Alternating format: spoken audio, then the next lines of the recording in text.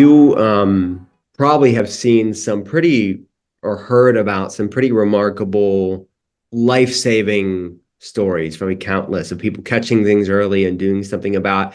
I spoke actually just yesterday to Maria Menounos, very synchronistic that I'm talking to you the day after, because I know that there was a life-saving story that she had that we were talking about. And, I told her I was talking to you today. So can you talk about what her experience was? Because she's been public about this. This is not private. And any other remarkable story that you've heard from Prenuvo clients?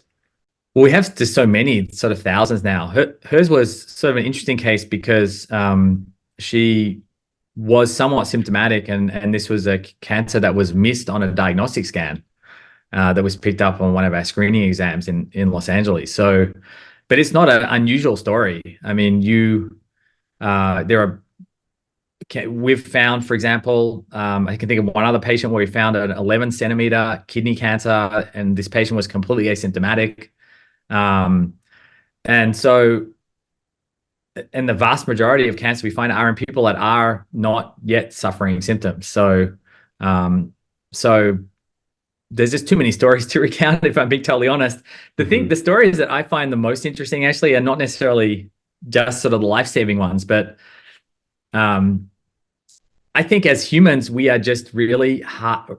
We have this sort of problem that we are really unable to identify small change over a long period of time. And a lot of sort of degeneration in our bodies happens over like 10, 20, 30 years. And so we wake up in our 40s and we kind of convince ourselves that we don't feel any different to how we felt in our 20s, but actually we do. Or at least most of us do, that aren't looking after ourselves as much as you are. And a good example would be sort of digestive problems. I remember one patient I had that, came in for a scan, and we said, well, why are you here? And they said, well, my wife brought me in. Everything's fine with me. I'm just kind of curious. I'm a tech nerd. So we got this person in, and we knew there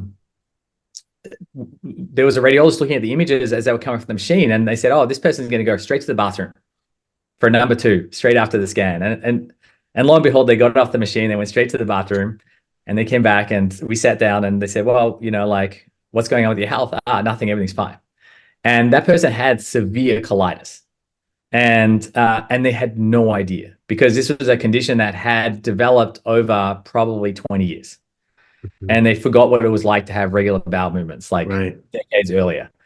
And so I think that's we're our own worst enemies, because we really can't. It's very hard for us to identify this sort of like the slow and steady toll of degeneration as we age. And then by the time those symptoms become acute, often it's too late for us to do something about them very profoundly. Yeah. And we're left with the health system. So that's the sort of, it's those stories actually that give me a lot more excitement in some ways, because everyone can relate to that. And most everyone has something that they can work on once they start getting into their 30s and 40s.